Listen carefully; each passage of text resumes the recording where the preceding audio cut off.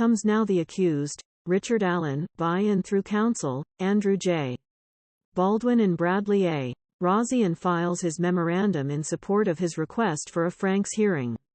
Introduction 1. Because the facts in this memorandum are dense for anyone not yet completely familiar with this case, the defense is providing this introductory section, similar to the syllabus that often precedes a long and complex U.S. Supreme Court opinion. The purpose of this introductory section is to provide the court a general understanding of what to expect concerning the facts upon which the defense will be relying, and how those facts impact the legal arguments, before providing the necessary detail, minutiae and notation to the record that could bog down the court as it attempts to unpack the defense arguments. The defense, therefore, will provide little attribution as to the source of the evidence in this introductory section, but will then provide proper attribution to the sources of the evidence throughout the body of the memorandum following the introduction. 8 things to know. Overwhelming evidence in this case supports the following. 1. Members of a pagan Norse religion, called Odinism, hijacked by white nationalists, ritualistically sacrificed Abigail Williams and Liberty German. 2. Very early on, those in charge of the Delphi murder investigation claim that they consulted with a Purdue professor concerning what resembled possible Odinism signatures left behind at the crime scene. After the Purdue professor proclaimed, according to State Trooper Jerry Holman, that it was not Odinism or any type of cult worshipping or any type of group that would have conducted the crime, the Odinism angle was essentially abandoned. However, as of September 7, 2023, the leaders of the Delphi investigation team, 1. claim that they can identify who this purported professor was, 2. have provided no reports from this purported professor, and 3. have further indicated they may never be able to figure out who this professor is. Based in large part upon this mystery Purdue professor's opinion, the Delphi investigative leadership claimed that it essentially abandoned considering Odinite involvement in the murders. And then the years passed. 2018. 2019. 2020. 2021. 2022. Thankfully, during those passing years, law enforcement officers Kevin Murphy, Greg Ferenczi and Todd Click continued to pursue the truth. Because of their curiosity and investigative efforts, the evidence establishing the names of the likely murdering members of this Odinite cult became known to the Delphi investigative leadership no later than February 2018. Due to either incompetence or a concerted intentionality, those in charge of the investigation refused to arrest or even properly investigate these obvious suspects. 3. On May 1, 2023, the state of Indiana, by way of prosecutor Nick McClelland, received a letter from former Rushville Assistant Police Chief Todd Click, now retired. 2 As stated in the previous paragraph, Click, Murphy and Ferenczi were 3 of the law enforcement officers who worked on the Delphi murder case, particularly focused on the Odinite angle as it intersected with suspects in Rushville, Indiana. This was news to the defense as no member of the unified command in charge of the investigation revealed this information to the defense during recent depositions. This includes Trooper Holman, who told the defense that he didn't remember if the FBI's BOW unit determined one way or the other whether those with Nordic beliefs had been involved in the murders. 6. At least up until the time of this filing, the prosecution has provided no evidence whatsoever of the findings of the FBI's BOW unit concerning involvement of Odinists in the murders. None. The letter that Click sent to McClelland was the first that the defense has heard that the FBI actually believed that Odinists were likely involved. In other words, this report contained exculpatory evidence that Unified Command concealed from the defense. This information was, and is, crucial for Richard Allen's defense. Some of this exculpatory evidence in the form of videos was finally released to the defense on September 8, 2023, over 9 months after defense counsel entered their appearance. The defense is still reviewing this September 8 evidence dump. In the brief time the defense has had to review this newly received evidence, it has found exculpatory evidence both in the videos the defense has watched and the documents that the defense has reviewed. While the prosecution has been holding on to this exculpatory evidence, Richard Allen has been living in hell. Lastly, the evidence will show that the week of August 28, 2023, Prosecutor McClelland and State Trooper Jerry Holman requested a meeting with Todd Click. By this time, the defense team had taken several depositions, including Holman, Liggett and Leesenby, and the prosecution and Delphi investigative leadership now knew that for a while, the defense team had been aware of the Odinist evidence, at least the evidence that the prosecution turned over to the defense scattered throughout multiple hard drives and many flash drives. The prosecution had learned in early August that the defense had figured out the strong Odinist ties to the crimes, despite the apparent attempts of the prosecution, Liggett and Holman to hide this exculpatory information from the defense. Wanting to allay his fears that an innocent man was sitting in Westville, Click agreed to attend the meeting with Holman, hoping that he would be learning that evidence did in fact exist linking Richard Allen to the murders. Click's hopes were dashed. Paragraph 17 of Click's affidavit. This letter was not provided to the defense until after it was obvious from the last round of depositions that the defense, who had doggedly pursued witnesses as far away as Georgia, would certainly be talking with Todd Click. McClelland had this letter in his possession for over 4 months before turning it over to the defense. There can be no mistaking that this letter is exculpatory in nature and could have been used by the defense as it prepared for upcoming depositions. However, it is apparent that McClelland only offered up the letter after it was obvious that the defense team would soon be learning of the letter's existence. In other words, the defense team would obviously be meeting with, or deposing Click, in the next few weeks. At that time, Click most certainly would then reveal to the defense that in April 2023, he, Click, had sent a letter containing exculpatory information to McClelland. At this point McClelland had two distinct choices. 1. Sit on the exculpatory evidence hoping that the defense team would refocus its efforts on another angle of the investigation, or 2. Disclose the exculpatory evidence claiming that the contents of the letter were overlooked in the volume of discovery.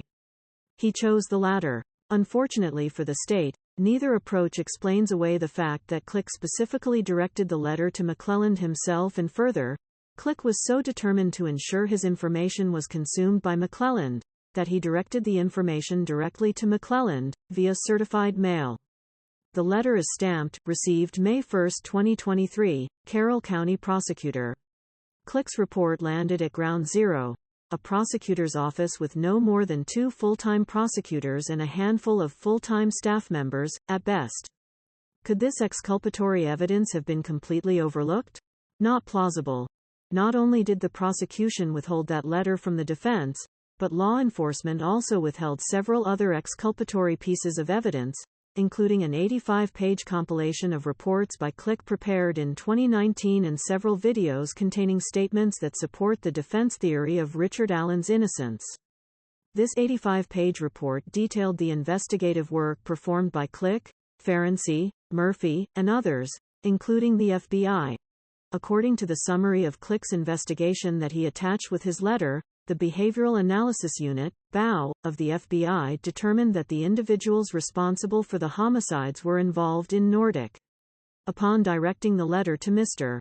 McClelland, I heard nothing from the prosecutor's office or any other members of Unified Command until I received phone calls on August 23 and August 25, 2023, which involved brief discussions regarding scheduling.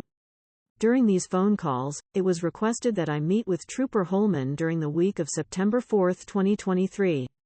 I was informed that law enforcement officials intended to sit down with me and discuss with me the reason why Richard Allen was responsible for these crimes. I was told that he, Jerry Holman, wanted to put my mind at ease.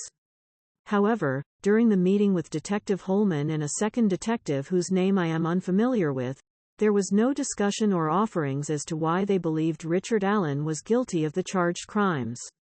I believe the interview was an attempt by them to clean up their loose ends, knowing that they had given very little, if any, attention to the investigative efforts of myself, Detective Ferenczi, and Detective Murphy.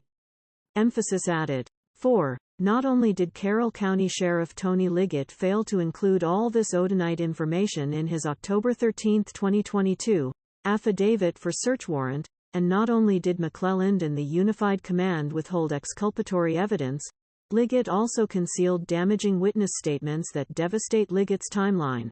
A timeline Liggett needed to be true in order to place Richard Allen at the trail when Abby and Libby were abducted. Additionally, Liggett lied in his affidavit about the statements of another key witness, further devastating Liggett's timeline. 5. Richard Allen has zero connections to any pagan cult or pagan cultists, and furthermore no forensic evidence, such as DNA, or electronic evidence links Richard Allen to the girls or to the crime scene, i.e., he is a completely innocent man. 6. Most of the evidence backing these assertions was found scattered over no less than 10 hard drives and several flash drives provided by the prosecution, meaning that the defense is not making wild accusations, but rather primarily relaying facts and information that is backed up by the prosecutor's own discovery, even discovery that the prosecution just provided to the defense as late as September 8, 2023. 7. Not coincidentally, members, Odinists, of this same pagan cult are employed as corrections officers for the Indiana Department of Corrections at Westville Correctional Facility. It is inside of the cold, concrete walls of the maximum security unit of this dilapidated reformatory that Richard Allen is being threatened, intimidated, and mentally abused. 7. 8. Throughout this document references are made to the Unified Command. Essentially, the Unified Command was the leadership of the Delphi murder investigation, according to Tony Liggett, Carroll County Sheriff and member of Unified Command when the investigation began. Unified Command consisted of law enforcement from a variety of entities, local, state and federal. Unified Command were overseers of the entire investigative operation. According to Liggett, the members of the Unified Command were from Carroll County, Tony Liggett and Kevin Hammond from State Police, Jerry Holman, Jay Harper, and Dave Vito from the FBI. 8. Rich Davies. Odinism, Odinites in runes. Odinism is the pagan religion referenced above, and its followers are called Odinites. Odinists are enamored of Viking, Nordic culture. Evidence supports that at the crime scene, these murdering Odinites left behind obvious signatures, symbols in the form of runes. 9. These runes were 1. Formed with sticks, 2. Fashioned with tree branches, and 3. Painted using the blood of Liberty German. Sticks and tree branches were deliberately, carefully and proficiently placed on each girl in a certain arrangement mimicking certain runes. At least one of the branches appeared to have its end cut off cleanly by some type of tool like an electric saw, providing proof of a preconceived plan. Additionally, the blood of Liberty German was used as the paint to mark a tree with a rune that looks similar to the letter F. 10. With a simple Google search, these runes would be identifiable as one of the many calling cards of this pagan religious cult. Yet, law enforcement in charge of the Delphi investigation seemingly, and quickly, abandoned the obvious correlation between the crime scene and Odinism, despite an obscene amount of evidence linking Odinism to the crime scene, and even in spite of powerful evidence linking specific Odinites in and around Indiana to the murders.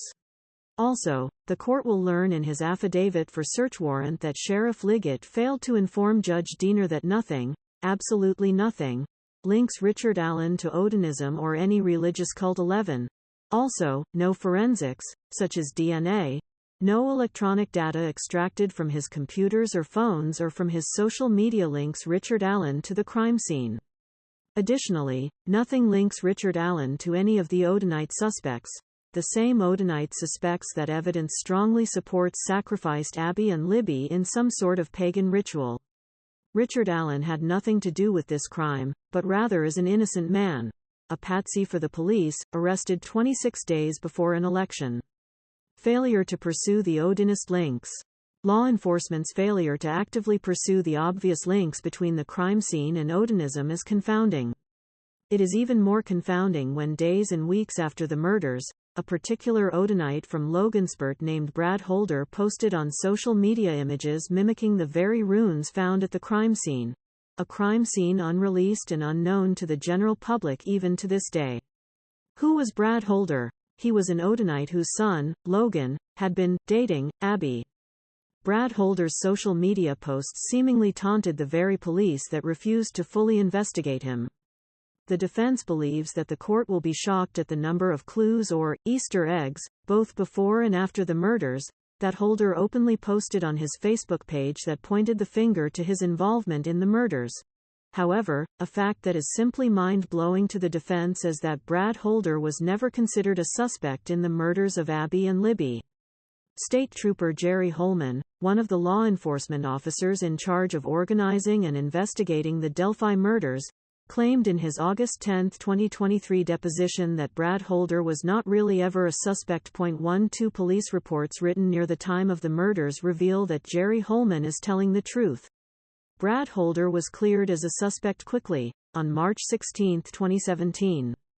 On March 1, 2017, Tony Liggett stated in a report that there were no leads required concerning Brad Holder, meaning that it was not necessary for law enforcement to continue to look for leads related to Brad Holder. Liggett made that determination a mere 15 days after the girls were murdered. By March 16, 2023, Unified Command member Kevin Hammond wrote that Brad Holder has been cleared. The girls hadn't been dead for 30 days and Unified Command had already cleared Brad Holder as a suspect. Unified Command had already cleared Holder as a suspect within 30 days, knowing that Brad Holder's son dated Abby. Unified Command had already cleared Holder as a suspect within 30 days of the murders, although a simple review of Brad Holder's Facebook page would show that he, Brad Holder, was a proud Odinite that had an absolute obsession and fascination with runes. Police knew, or had to know, that runes had been left at the crime scene. Additionally, Unified Command had already cleared Holder as a suspect in spite of the fact that runes found on Brad Holder's Facebook pages mimicked runes found at a crime scene that had not been released to the public. The investigation had barely begun, but the Unified Command had already cleared the very man that any person with even a small amount of common sense or curiosity would believe was a strong candidate for being involved in the murder of the girls. For example, the court will also learn that the Unified Command was aware of a very disturbing image on Brad Holder's social media accounts that actually mimicked the crime scene. On April 12, 2017, Trooper Joseph Ryan Winters received a phone call from a man in Georgia named Ryan Broussard who had discovered disturbing images in Brad Holder's social media account. Having somehow learned that Brad Holder's son, Logan, had dated Abby Williams, Mr. Broussard began reviewing Brad Holder's social media history. One of the images Broussard viewed on Brad Holder's social media account was an image of two women either dead, or posed as if they were dead, on the ground in what appeared to be a forest. Both women had tree limbs and sticks arranged on their bodies. One of the women had her arm stretched out above her head, similar to the way that Libby's arm was stretched above her head. Both women were clothed in the stick and tree branch formations on these girls was different than the stick and tree branch formations on Abby and Libby, but otherwise, it bore a very eerie similarity to the murder scene in Delphi. The court will learn in the body of this memorandum that Holder was connected to the crimes, the crime scene, and to other men who had confessed to the crime. The evidence of those connections will be provided in the body of the memorandum, including copies of the images found on Holder's Facebook page at the time of the investigation which link Holder to the crime scene, as well as the images found by Ryan Broussard that law enforcement has failed to turn over to the defense. The defense will also attach what the defense calls the Winters Report, which is the memorialization of Trooper Winters' interaction with Ryan Broussard. Liggett provided none of this evidence or information to Judge Diener, but rather allowed Judge Diener to believe that Richard Allen was a lone suspect in the murders in spite of zero evidence linking Richard Allen to the crimes at the time Liggett sought the search warrant 26 days before an election. Unified Command's failure to vigorously pursue the obvious links between the crime scene and Odinism is even more perplexing when evidence known to law enforcement demonstrated a clear nexus between Brad Holder and at least 4 other suspects: Elvis Fields from Rushville, Patrick Westville from Delphi, Johnny Messer from Rushville, and Rod Abrams from Rushville, now living in Connorsville. Unified Command was aware that Elvis Fields confessed to his sister that he, Elvis, was involved in the murders, even providing to his sister intimate crime scene details of which only those present at the crime scene would have familiarity. Additionally, Elvis Fields told his sister Mary, on February 14, 2017, that he was present at the killings and that he, Elvis, now had a brother, and was now part of a gang. In February 2018, Elvis had been questioned by law enforcement but denied involvement in the murders. However, after being dropped off at his trailer following the questioning, Elvis turned around, walked back to the police car and, according to the police report, asked the state trooper if his, Elvis's, spit is found on one of the girls, but he could explain it away, would he still be in trouble? The state trooper that heard Elvis utter these words, Kevin Murphy, was not part of Unified Command but immediately relayed Elvis's disturbing question to Jay Harper of Unified Command. Elvis also admitted to a different sister, Joyce, that he had in fact spit on one of the girls.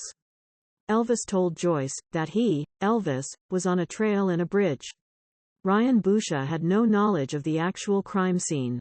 However, after reviewing Brad Holder's social media sites, Boucher was disturbed at that image, as well as other images that provided insight into Brad Holder's fascination with runes.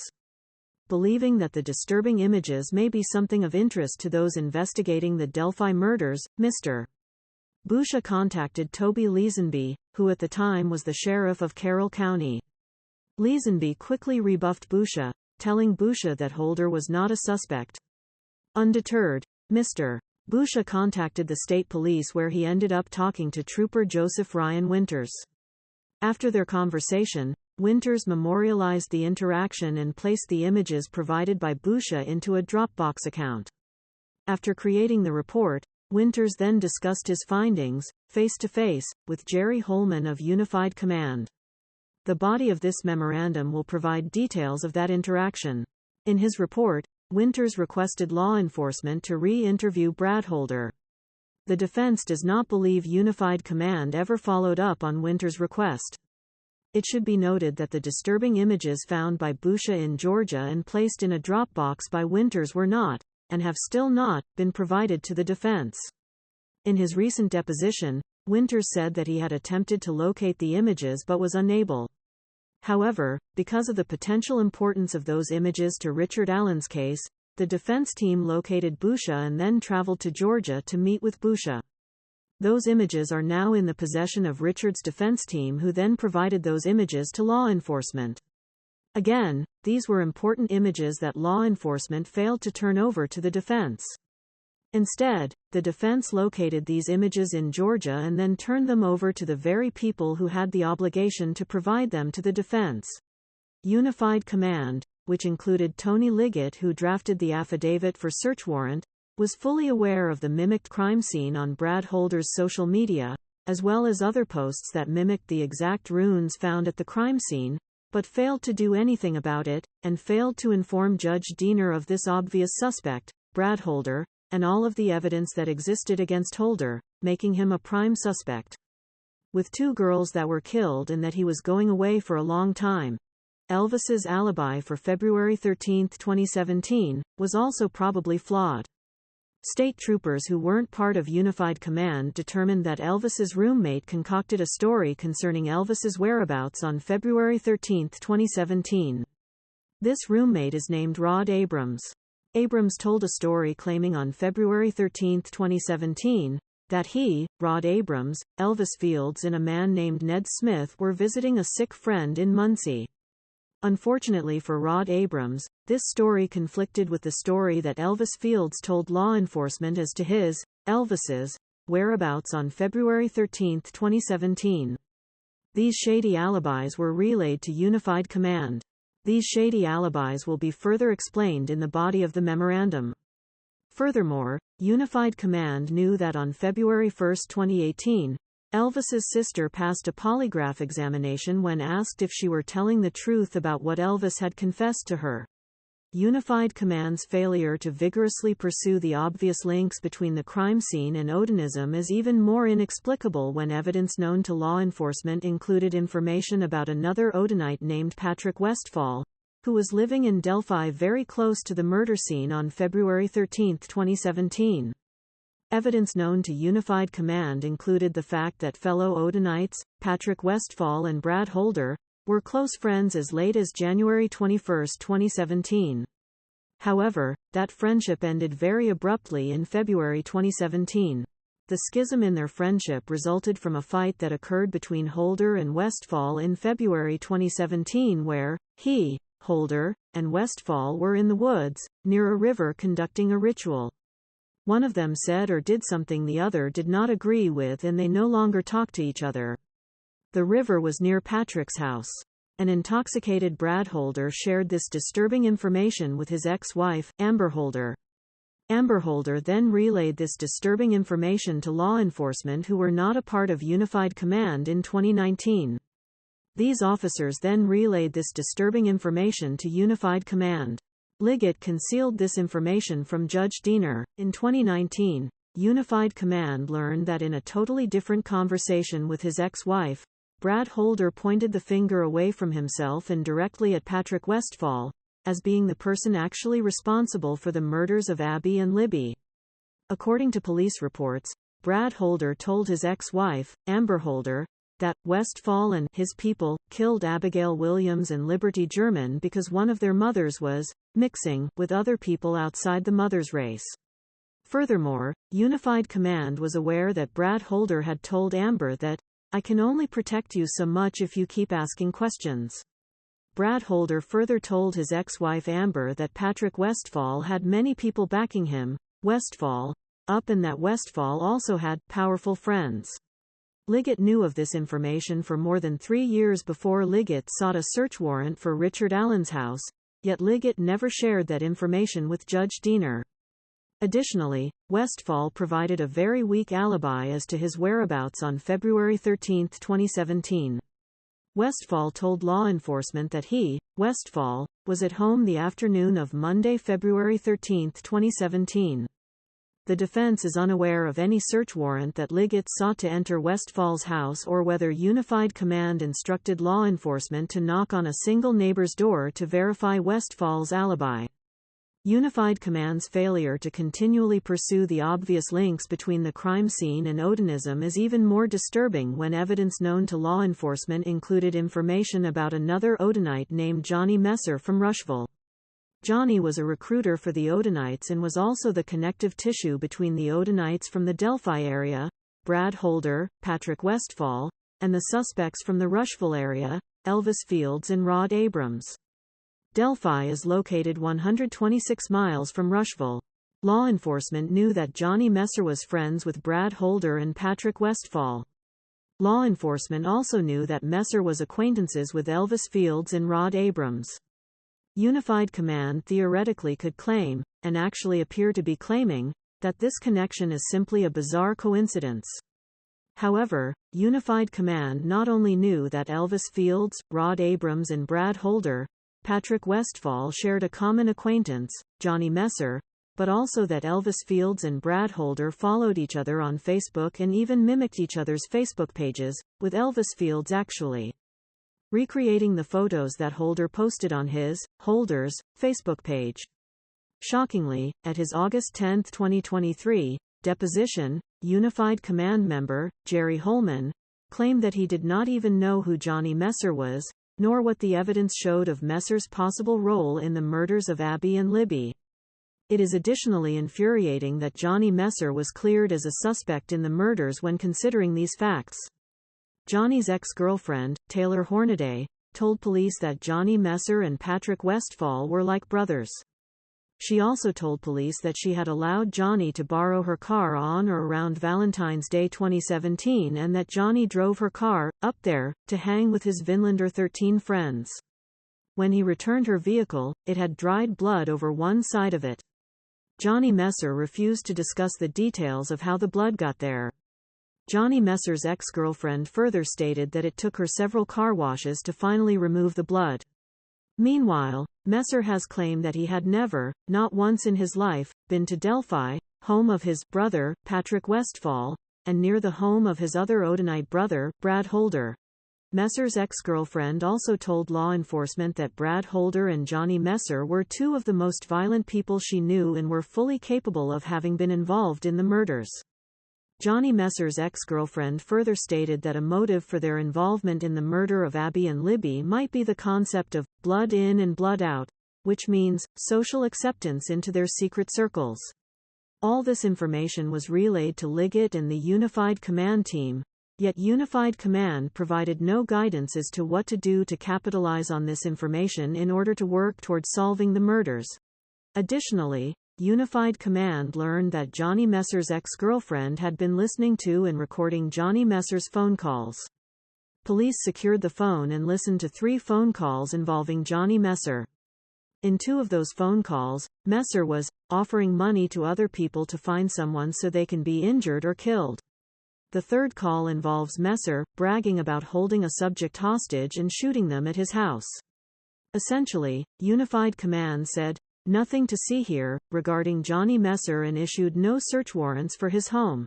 None have been disclosed to the defense, nor did they attempt to utilize an age-old investigative tool referred to as an interrogation, to pursue the truth about the involvement of Johnny Messer, Brad Holder or Patrick Westville in these crimes. Many more shocking facts concerning this so-called investigation will be revealed in the body of the memorandum. Odinites in Westville Correctional Facility, guarding Richard Allen. The evidence shows that during his pretrial incarceration at Westville Correctional Facility, Richard Allen has been monitored, intimidated, and mentally abused by correctional officers who are also members of the Odinite cult. 2 of those correctional officers are named SGT Robinson and SGT Jones. These Westville Corrections officers boldly wore patches on their Department of Corrections, DOC, uniforms that proclaimed "In Odin We Trust," along with another patch displaying symbols of Odinism, interlocking triangles. Both Odinite correctional officers, SGT Robinson and SGT Jones, also display images of runes and or other Odinite symbols on their Facebook pages.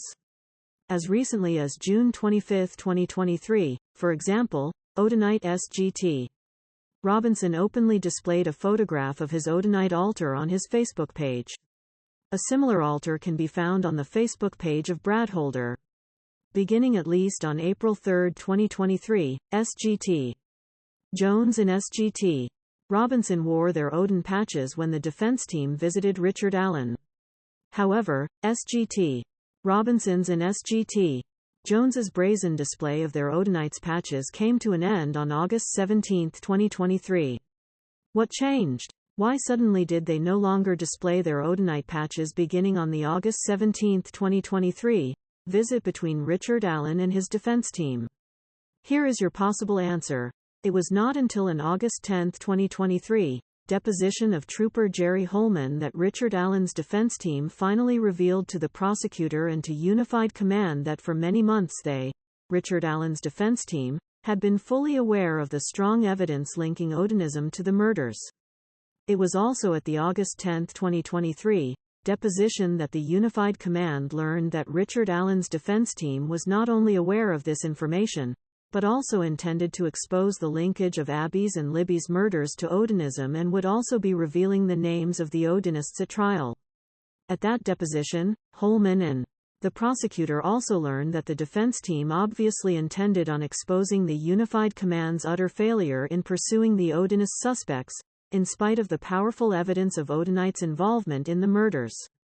However, and this is important to note, at his August 10, 2023, deposition, Richard's defense team did not let Holman or anyone else know that it, the defense team, was fully aware of the Odinite corrections officers at Westville wearing "In Odin We Trust" patches. Richard Allen's defense team's next visit with Richard Allen at Westville following the August 10, 2023, deposition occurred 1 week later, on August 17, 2023. Curiously, or perhaps not so curiously, in those 7 days since the defense team revealed their knowledge that evidence linked Odinists to the murders, for the first time SGT Robinson was no longer wearing his Odin patch 14. It was almost as if someone had alerted Odinite Robinson that the gig was up because the lawyers knew about the links to Odinism, so lose the patch and pray that the defense attorneys had never noticed the patches on prior visits.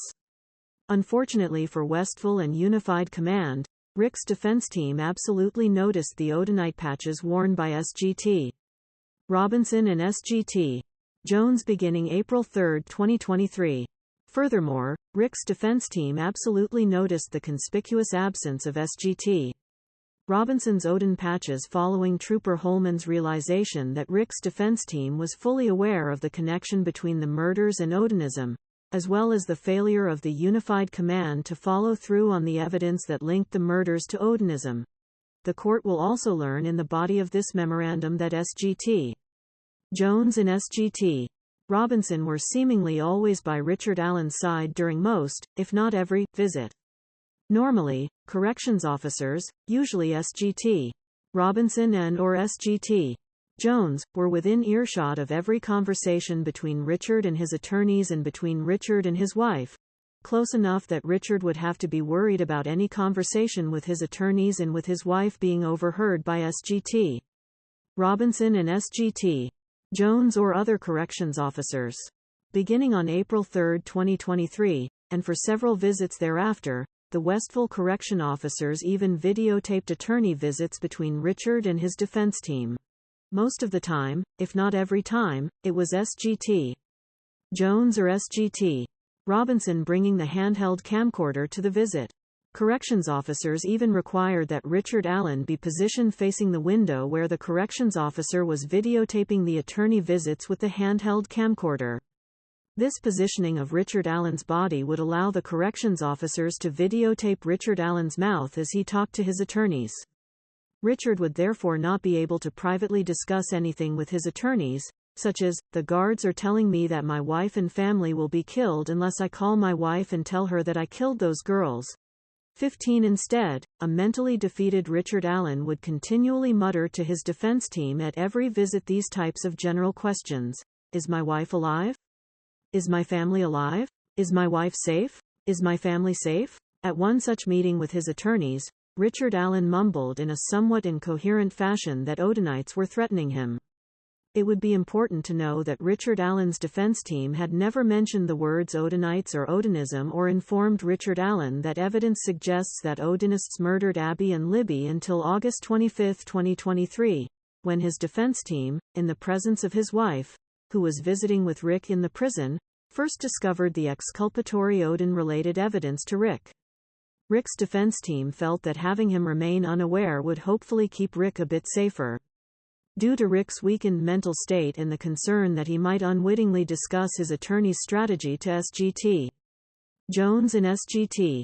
Robinson, Rick's attorneys opted to not discuss Odinism with their client out of fear that SGT. Robinson and SGT. Jones would then be on the alert that Richard's defense team was aware of the Odinite involvement. Richard's defense team needed additional time to investigate and review evidence before feeling confident and comfortable in revealing their knowledge to the court of the strong evidence that Odinites murdered the girls and that Unified Command had chosen to do nothing about it, but in fact had hidden these facts from Judge Diener. Therefore, Richard's defense team opted to keep Richard in the dark about the Odinite connection to the murders supported by the evidence. 16. Again, more detailed information concerning the Odinite corrections officers, as well as the documentation supporting that information, will be provided in the body of this memorandum. Liggett concealed certain witness testimony and falsified other witness testimony in order to prevent Liggett's bogus timeline from being exposed to Judge Diener. Beyond the shocking omissions concerning the pagan cult's links to the murders and the fact that Odinists were also watching Richard Allen, akin to foxes watching the henhouse, the evidence will show that Liggett's affidavit for search warrant is also filled with lies and other concealed information concerning witness testimony. This false and concealed information completely eviscerates the state's timeline. The evidence will show that Tony Liggett knew of the major problems that these witnesses' testimony created, and Liggett chose to solve his problem by concealing this information and even falsifying other information in order to bolster the state's bogus timeline. The evidence will show that Liggett concealed facts concerning descriptions that key witness Betsy Blair made directly to Liggett, face-to-face, in 2019 concerning 1. The person that she, Betsy Blair, observed on the bridge, and 2. A vehicle that she, Betsy Blair, observed at the CPS parking lot at around 2:15 p.m. for Liggett's timeline to work and to place Richard Allen on the Monon High Bridge at 2:13, the time of the famous Down the Hill video, Liggett desperately needed Betsy Blair to describe a man on the bridge that looked like Richard Allen, and furthermore desperately needed Betsy Blair to describe a car that she observed parked at the CPS parking lot at approximately 2:15 p.m. as look like Richard Allen's black Ford Focus. Suffice it to say, the evidence will show that Liggett concealed from Judge Diener that Betsy Blair described a man on the bridge that looked nothing like Richard Allen and described a car at the CPS lot that looked nothing like Richard Allen's car, both in color and design. The evidence will show that Betsy provided these timeline-defeating descriptions directly to Liggett, face-to-face, 2 times in 2019. Yet, Liggett failed to inform Judge Diener of these descriptions, as well as inform Diener of the fatal flaws that these missing descriptions created for the timeline. The evidence will also show that Liggett just flat-out lied about what he, Liggett, claimed Sarah Carbaugh told him in 2017 concerning a man walking down the road near the murder scene. For Liggett's timeline to work, Liggett needed Sarah Carbaugh to describe a man walking down the road wearing a blue jacket, who had blood covering his clothing. However, in 2017 Sarah did not say these things. This did not prevent Liggett from affirming under oath that Sarah Carbaugh did say those things. In fact, what Sarah Carbaugh actually told Liggett in 2017 was that she, Carbaugh, observed a man walking down the road wearing a tan coat whose clothes were muddy. Nowhere did Carbaugh claim in 2017 that the man she observed was wearing a blue coat. Nowhere did Carbaugh claim in 2017 that the man she observed was wearing bloody clothes. Nowhere. This truth about what Sarah Carbaugh actually told Liggett in 2017 blows up Liggett's timeline, which is the likely reason Liggett failed to include this information in his affidavit. Additional evidence will be presented in the body of this memorandum. The defense believes that the evidence strongly supports the contention that Liggett intentionally concealed evidence from Judge Diener and lied about other evidence to Judge Diener in his affidavit for search warrant. However, even if Liggett did not intentionally conceal evidence from the judge or did not intentionally place false information into the search warrant affidavit, at a minimum Liggett behaved recklessly when he prepared the affidavit, omitting those facts from Judge Diener and providing false information in the affidavit. As stated in the motion accompanying this brief, the defense must show that Liggett either intentionally or recklessly omitted facts from the affidavit or provided false statements in the affidavit. Evidence supporting these facts were needles in a giant haystack of discovery. To conclude the introductory portion of this memorandum, the defense would tell the court that the evidence supporting the assertions contained throughout this memorandum was buried deep in a mountain of discovery, thousands upon thousands of pages of paperwork and hundreds of hours of videos.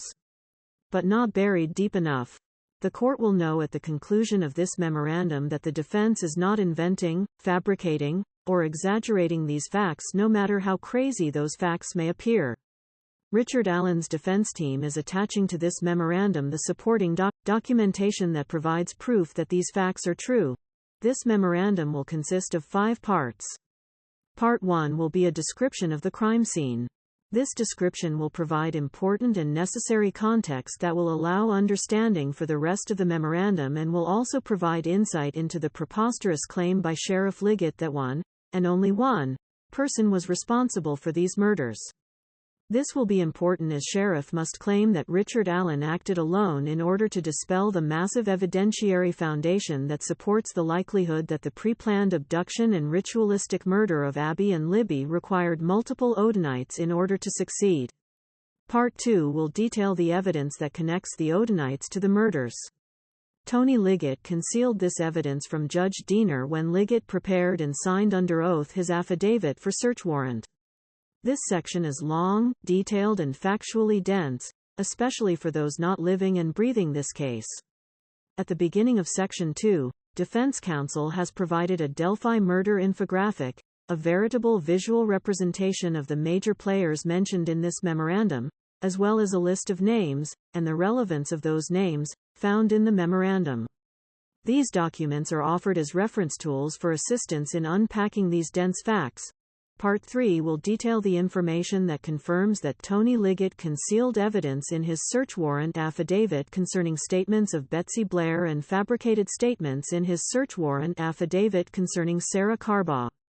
Part 4 will consist of evidence that Odinite corrections officers in leadership have been positioned to watch, guard, intimidate Richard Allen since at least early April 2023. This section will also provide images of the patches worn by SGT Robinson and SGT Jones, as well as images taken from their Facebook pages. Part 5 will include information concerning how Richard Allen became a patsy in this investigation 26 days before an election. This section will include information that Liggett failed to provide in his search warrant affidavit concerning the trustworthiness of Dan Doolan's so-called report.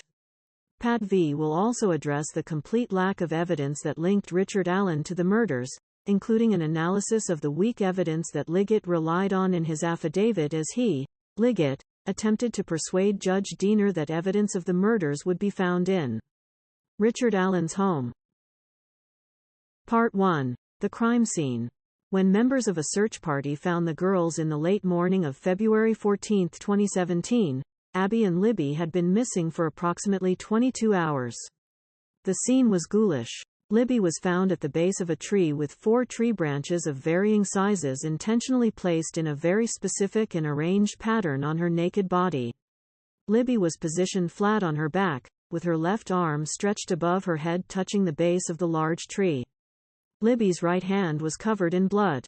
Libby's left hand was covered in blood. Blood spots and blood drippings were seen all over Libby's body, from head to toe. Libby's right arm was placed along the side of her body. One large tree branch had been placed on her left shoulder. This branch was so long that it extended above Libby's head several feet and below her legs for several feet as well. 2 smaller branches formed a V, where her legs joined her body, near her genitalia, with both sides of the V extending upward toward Libby's head, with one branch extending to the left of Libby's head and the other to the right of Libby's head. The last of the 4 branches extended across Libby's body on a line from her right shoulder to her left shoulder. This 4th tree branch also connected with the other 3 branches and was placed under both branches that formed the V. Libby's sliced neck was partially covered by this 4th branch. There appeared to be no blood sprayed or dripped onto the leaves or the tree near Libby's head and sliced neck. It appeared likely that Libby had been killed at a nearby tree and then dragged to her final resting place where she was then positioned before having the tree limbs placed on her in a very specific pattern. The murderers treated Abby very differently. Abby was found just a few feet away from Libby. Her body was not placed parallel to Libby, but rather at an angle, with Abby's legs just a few feet from Libby's legs. However, both of their heads were found a few feet farther apart from each other. Significant differences existed between how Libby's body was found and how Abby's body was found. Abby was not found at the base of a tree. Abby was fully clothed. In fact, Abby was dressed in Libby's sweatshirt and jeans. No blood appeared on Abby's clothing, meaning that she was likely murdered while naked and then dressed by the murderers after she expired and after the blood had stopped spilling from her neck. Abby's hands were clean. No blood, other than blood, found around Abby's neck area where the murderers had inflicted the fatal wound. Very little, if any, blood was found anywhere else on Abby's body or clothing. The juxtaposition of the spots and streaks of blood found all over Libby's body with the lack of blood on Abby's body, undergarments, overgarments is stark. The murderers appeared to have gone to great lengths to keep Abby's body and clothing clean from blood. Abby was found on her back, like Libby. However, unlike Libby, Abby's elbows were bent with her right and left arms both placed on her chest. Abby's left hand and arm near the left side of her face, and her right hand and arm near the right side of her face. Also, Abby's left leg was straight, while her right leg was bent at the knee. The murderers also placed her bent right leg under her left leg. Like Libby, those involved in the murder had placed tree branches in a very specific pattern on top of Abby. The pattern looks very similar to an asterisk consisting of 3 tree branches all joined in the middle. 17 At least one of the tree branches appears to have been cleanly cut by some instrument, like an electric saw, rather than split or broken by hand, indicating that this was a preconceived plan. Above Abby's head were smaller sticks that had been placed over her hair, crudely mimicking horns or antlers. The amount of blood that would be perhaps expected at the crime scene based upon the location of the injuries of both girls was not visible in the crime scene photos. 18. The defense has provided the court with 12 crime scene and autopsy photographs, marked as Exhibits 5 to 16, as confidential. These photographs support the descriptions provided in the previous paragraphs. In addition to the unusual way the girls were posed, including the stick formations placed on their bodies, another unusual marking was found on a nearby tree. A symbol that looked similar to the letter F appeared approximately 4 feet above the base of the tree. 19. The F was red in color, and later DNA testing showed that the F had been painted on the tree using Libby's blood as the so-called paint. Additional blood spatter was found at the base of that same tree. All the blood at the base of the tree appears to have been Libby's blood as well. The defense has also provided the court with Exhibit 17, DNA documentation supporting the fact that Libby's blood was the source of the F painted on the tree.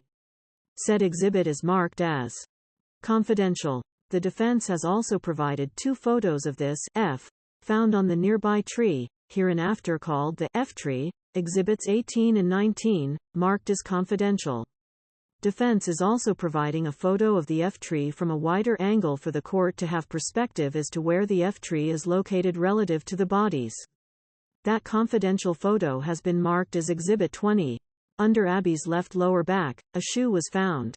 This shoe is believed to be Libby's shoe. Under the shoe, a cell phone was found. The cell phone was later determined to be Libby's phone. This information was confirmed by the recent deposition testimony of Liggett, Leesenby and Holman. According to recent depositions taken of Sheriff Liggett, the famous video of the person that many people call Bridge Guy was found on this phone. Additionally, allegedly found between the 2 girls buried under the leaves and dirt was a single bullet. Side note. 17. This stick configuration is a spot-on resemblance for the rune called Hegel. This rune is used to depict the word hail. Therefore, the combination of the Hegel rune found on Abby and the Ansu's rune found on the tree when combined would proclaim, Hail Odin.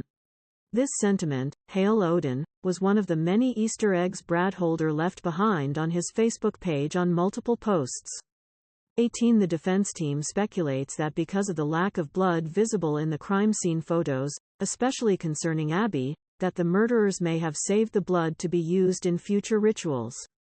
This is merely a theory, admittedly not supported by any facts currently in possession of the defense, but a theory that would certainly explain the lack of expected blood at the crime scene. 19. The F resembles a rune called Ansu's, which stands for Odin. Again, when paired with the Hegel rune found on Abby, the combination would proclaim, Hail Odin. This F symbol was the same F symbol found in many of Brad Holder's Facebook pages, which will be attached, including Holder's creepy self-drawn illustration in which a red F rune was found at the base of a tree where a man appeared to be sacrificed on a tree.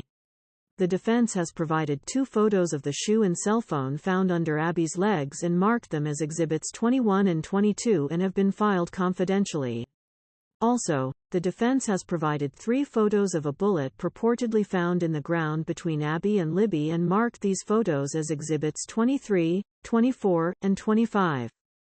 It should be noted that as of the date of this memo, the defense has no photographs of the bullet allegedly found between the girls after it was removed from the ground. No photo or video, for example, shows the bullet as it was being pulled out of the ground. No photo or video of the bullet immediately after it was pulled from the ground. No video or photograph of all sides of the bullet immediately after it was pulled from the ground. No photographs of the bullet next to a measuring device to show its length. No photos that show what the bullet looked like once it was pulled out of the ground could provide proof that it is the same bullet that ended up in the evidence locker room. 20. Shockingly, in his deposition, Sheriff Liggett admitted that he also has not seen any photographs of the purported bullet taken once the bullet was pulled from the ground. 21. In other words, the only photos that the defense has found in the discovery it has received are of the bullet still buried in the ground. At this time, the defense has no idea if photos of the bullet after it was removed from the ground even exist, or 2, the photos exist but the state has not yet turned those important photographs over to the defense, or 3, the defense has missed these photos in the voluminous discovery. Either way, the defense has asked the prosecutor to please locate these photographs. One man alone completed all these tasks in less than 1 hour and 17 minutes. 22. Liggett says one thing publicly but another thing privately to his law enforcement friends. Publicly, Liggett has claimed under oath that one single, solitary person was responsible for abducting and murdering the girls. Richard Allen. 23 Claiming publicly that Richard Allen acted alone would allow Liggett to continue proclaiming that the murders were not the result of a coordinated abduction and subsequent ritualistic sacrifice at the hands of a pagan religious cult. No, if Liggett continues trying to convince everyone publicly that one man, and one man alone, Richard Allen, performed all the tasks, then Liggett must convince others, including the public, to ignore the voluminous mountain of evidence that supports the coordinated efforts of multiple Odinites. However, you will learn later in this memorandum, that Liggett's claim that one man acting alone, and certainly not an organized band of cultists, murdered those girls is actually not something that he, Liggett, believes privately, based upon one-on-one conversations with other law enforcement. Still, to be fair to Liggett's public proclamation under oath, let's test Liggett's claim that one man, Richard Allen, acted alone by reviewing all the tasks that this 5'4" man would have had to accomplish in order to pull off the abduction, ritualistic murder and then staged crime scene as it was found on February 14, 2017. 1. This one man would have to have been solely responsible for marching Abby and Libby down a steep hill. 2. This one man then would have had to march both girls through the woods for some distance. 3. At some point in time this single, solitary man would have had to cross a cold river whose depth was nearly 3.5 feet. 24 At this depth, if the water were only 2 feet higher, Richard's whole body would have been completely immersed, from head to toe. 4. With the cold, river water rising well above his waist, this man acting alone has to worry about himself crossing the rushing river, while also trying to corral 2 girls, keeping them from running or screaming knowing that houses were not far away.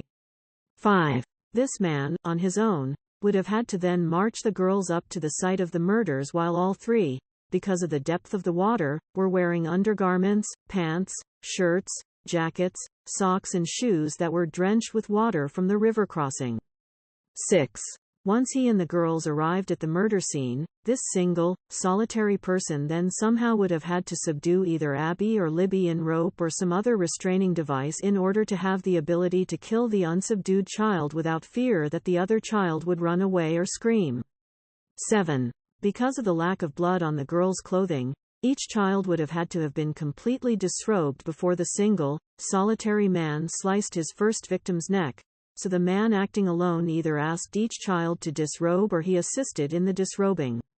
8. Trooper Jerry Holman of the Unified Command has confirmed that both girls were naked at one point in time as Liberty was found at the crime scene completely naked while evidence showed that Abby at one point in time had her clothes off. 25. 9. Once the girls were disrobed and naked in the middle of the forest in the middle of the day in February, and once he had subdued one of the 2 girls to prevent her from running away, the man acting alone could finally kill the girls. 10. This man, acting alone, would have had to pull the ceremonial knife, or whatever sharp instrument was used and inflict fatal injuries to the neck of the first child. It is unknown which child perished first, while the second child watched, hopefully without screaming or becoming so hysterical that said child was uncontrollable. 11. The man acting alone would then walk over to the second child, who was somehow subdued and inflict the same fatal injuries to her neck. 12. The autopsy notes taken by Liggett reveal that the pathologist stated that because of the particular vein that was severed, Abby suffered a slow death. 26 inches. 13. To give Liggett as much additional time needed to sell this preposterous story that one man committed all of these tasks in a short period of time, we will presume that this one man, acting alone, took Abby's life first and Libby's second, so that he, the lone killer, could efficiently handle all of the other tasks necessary while Abby suffered her slow death. 14. Additionally, even after Abby finally would have died, the man acting alone would have had to then wait enough time so that the blood escaping from Abby's neck would stop flowing, as there was little to no blood found on any of the clothing Abby was wearing other than around the neck area, both undergarments and outer garments, meaning that the single, solitary man likely clothed Abby's dead body after the flow of blood ceased. 15. Once this man acting alone inflicted the injuries to Abby's neck, and she was dying a slow death, he would have left Abby on the ground somewhere away from where she was ultimately laid to rest, as there was little blood at the scene where she was laid to rest and posed, and where the man acting alone placed sticks on her body. 16. While waiting for Abby to die her slow death, the man acting alone would have then used his ceremonial knife or whatever sharp object he used to inflict Libby's fatal injuries at the base of the F tree, where Libby's blood was found. 17. While 1. Waiting for Abby to die her slow death, and then 2. While waiting for the blood to stop escaping from Abby's fatal injuries, this man acting alone would then grab Libby's body from the F tree, where she was probably killed, dragging her to her final resting place at the base of the tree where she was found. 18. While waiting for 1. Abby to die her slow death, and 2. Then waiting for the blood to stop draining from Abby's neck, this man acting alone then would have had to pose and position Libby's dead body in the manner in which her dead body was found at the scene. 19. While waiting for 1. Abby to die her slow death, and 2. Then waiting for the blood to stop draining from Abby's neck, this man acting alone then would select a variety of tree branches and sticks with the ultimate purpose of placing them on Libby's dead body. 20. After selecting the branches and sticks, this man acting alone would then gather those sticks and branches. 21. After gathering the selected branches and sticks, the man acting alone would have to carefully arrange the sticks in the pattern found at the crime scene. A. This man acting alone would have to take the largest and longest of the branches and use his dexterity to lift that large branch over Libby's left shoulder, next to her head. B. Next, the man acting alone would have had to have taken a smaller stick and placed it under Libby's neck, on a straight line from Libby's right shoulder to her left shoulder, but over the previously laid out large branch that the man acting alone had placed over Libby's left shoulder described in 14a. C. Next, the man would have to grab one of the longer sticks and place it on Libby's right thigh near her genitalia. This stick would then be placed alongside the right side of Libby, toward her head, but over the shorter stick discussed in 14c above. This stick starting near Libby's genitalia would form the right half of the V, along with the stick discussed in 14d. D. Next, in order to form what can be described as a V, the man acting alone would take another stick, place it on Libby's left thigh near her genitals and connect it with the stick described in 14c to form the base of the V. Then, this man would run that stick essentially along the left side of Libby's body, over the large tree branch that is mentioned in 14a. This stick placed on Libby's left thigh would also connect with, and in fact may even be attached to, as the photo makes it hard to tell, the stick described in 14b.22. At some point in time, once the blood draining from Abby's neck had stopped, this man acting alone would then have to gather the discarded clothing from both girls. 23. This man would then have had to redress Abby's dead body, starting with the undergarments Abby was wearing, without leaving any blood, his, Abby's or Libby's, on the undergarments except around the neck area where Abby had been mortally wounded. 24. This man acting alone would have to use his dexterity to lift Abby's dead body in order to maneuver the first bra onto Abby's dead body. 27. 25. This man, acting alone, would then have to use his dexterity to lift Abby's body in order to maneuver the first bra under her back.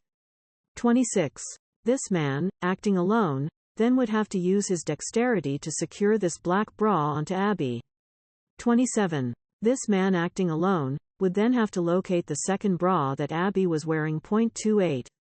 28. This man, acting alone, would then again have to use his dexterity to lift Abby's dead body in order to maneuver the second bra onto Abby's dead body. 29. This man, acting alone, would then use his dexterity to secure a second woman's bra onto Abby. 30.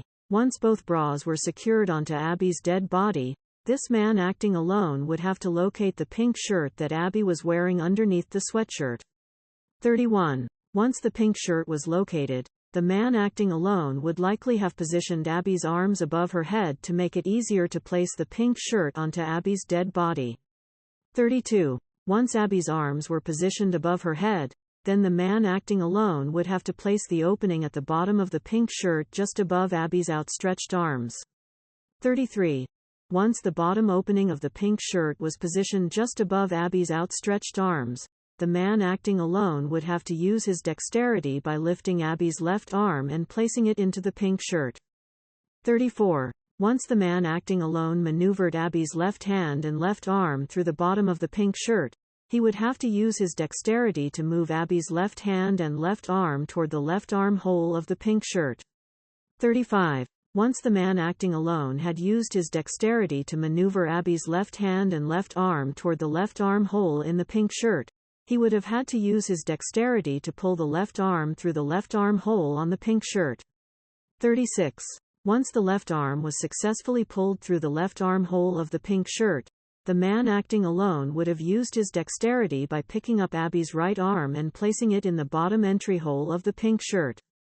37. Once the man acting alone had used his dexterity to maneuver Abby's right hand and right arm toward the right armhole in the pink shirt, he would have had to use his dexterity to pull the right arm through the right armhole on the pink shirt. 38. Once the man acting alone had successfully maneuvered Abby's right and left arms through the armholes, then he would have to use his dexterity by using one hand to lift the upper portion of Abby's body while using the other hand to pull the pink shirt toward Abby's midsection until the shirt was properly dressed on Abby. 39. Additionally, the man acting alone while using his one hand to pull the pink shirt toward Abby's midsection would have had to lift Abby's body high enough off the ground to avoid getting any dirt on the pink shirt, as the photographs show that the pink shirt was clean. 40. It is likely that once the murderer redressed Abby in her pink shirt that the pink shirt never touched the damp, dirty ground, as there was no dirt on that shirt whatsoever, unlike the wet dirt found on Libby's backside and the wet dirt also found on the sweatshirt Abby was ultimately dressed in.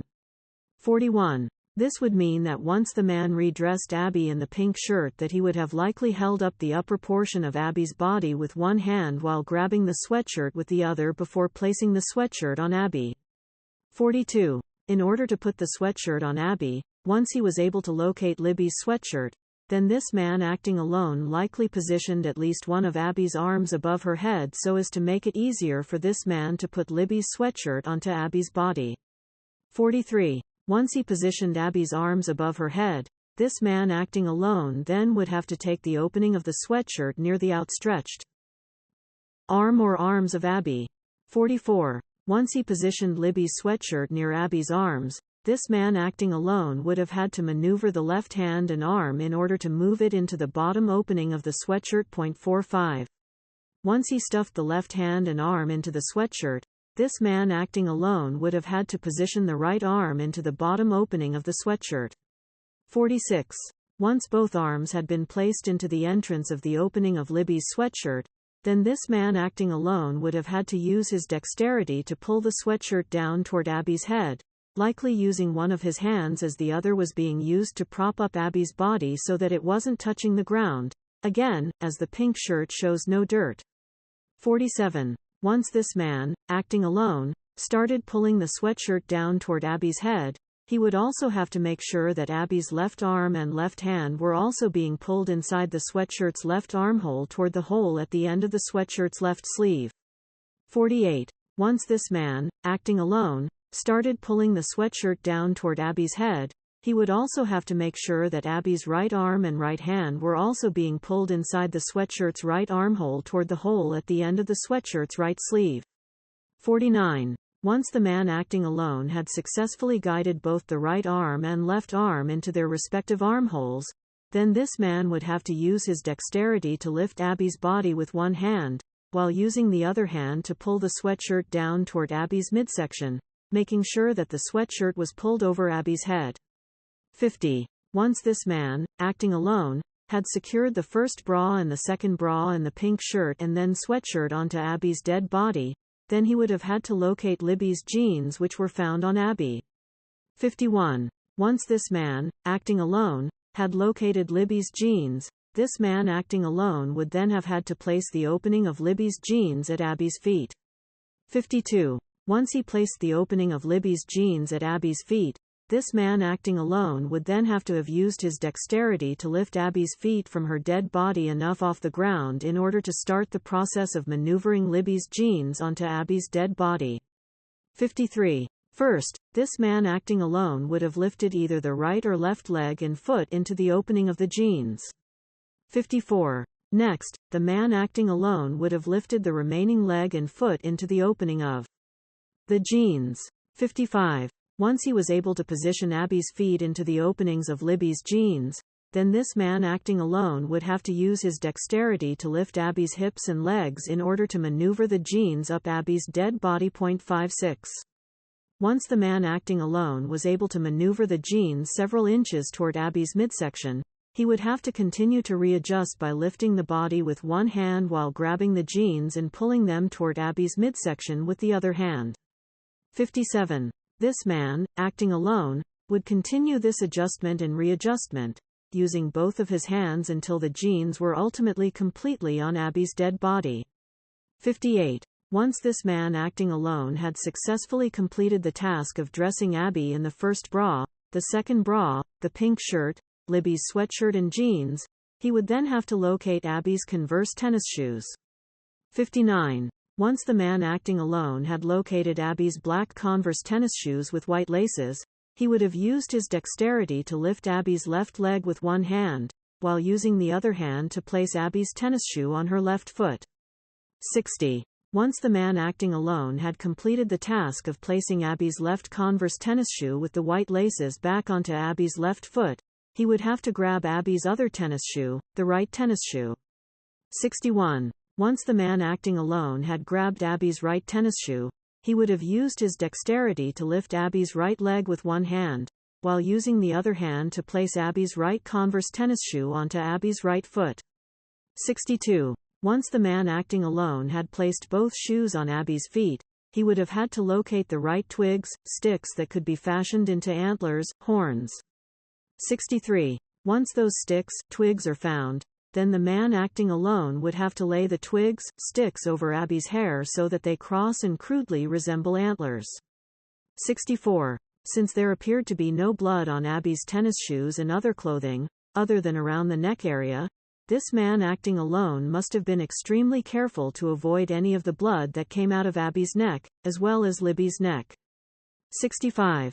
Because the river is very close to the murder scene, the man acting alone could have also walked to the river following the cutting of the girls' necks in order to wash and clean the blood from his hands before touching Abby's naked body and before placing the clothing back on Abby's naked body. 66. Another possible explanation as to how Abby had no visible blood on her body or clothes, other than near the site of the wound, is that the man acting alone had hanged Abby on a tree stringing her up by her feet. 29. This method, consistent with pagan sacrificial rituals found on Brad Holder's Facebook page, would allow the blood to drip out of Abby's neck more quickly and would also prevent the blood from desecrating Abby's body, especially if the man acting alone was able to hold Abby's arms away from her body as the blood spilled out of her neck. 67. Once this man acting alone had successfully completed the task of locating and putting on Abby's tennis shoes, then he would have to identify certain sticks that he would use to place on Abby's body. 68. Now, because at least one of the branches appeared to have a clean-cut end, this man acting alone either a. brought out his saw, a saw that he had either stashed at the murder scene ahead of time or had carried on his person as he walked on the bridge, and then used that saw to cleanly cut the end of at least one of the branches, or b. located the branch with the clean-cut end that he, the man acting alone, had either I. stashed ahead of time at the murder site, or e. that he had carried with him on his person while walking the high bridge before abducting the girls, or E. The man acting alone just so happened to have found a branch with a clean-cut end on the ground in the woods. 30. 69. Before placing his 3 hand-selected sticks on Abby's dead body, the man acting alone would have had to position Abby the way that she had been found.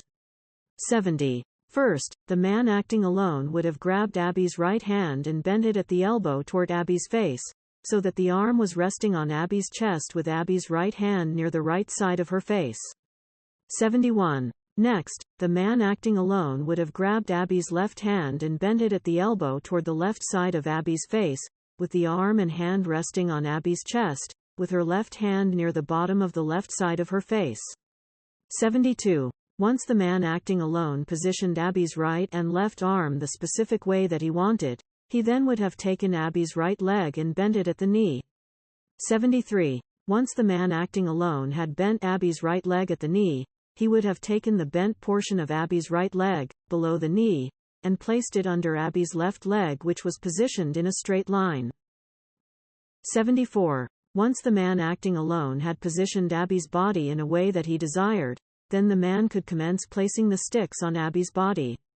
75. First, the man acting alone would have grabbed the largest and longest of the branches and placed it diagonally from the bottom of Abby's body, beginning below the right leg, over Abby's midsection, then over Abby's left shoulder. This branch was so long that it covered a few feet below Abby's right leg and a foot or so to the right of Abby's head. 76. Once the man acting alone placed that first larger branch across Abby's body, then he would have taken the second shorter stick and placed it on a line, for the most part, between Abby's right and left shoulders, and over her neck. 77. Once the man acting alone was through placing the stick described in paragraph 75, he finally would have laid the last stick on a line along the left side of Abby's body toward the middle of her head, with all 3 sticks intersecting at the same exact location on the left side of Abby's body. 78. Once the man acting alone had finished placing the sticks and branches on Abby's body in the specific way that he desired, he would then have to place the rune on the tree where Libby had likely been slayed. 79. The man acting alone would have had to have taken some of the spilled blood from Libby and dipped his finger, or some other type of object, into Libby's blood. 80. Once the man acting alone would have dipped his hand or some other object into Libby's blood, he would have then walked away from the bodies and toward the tree where Libby had been slayed.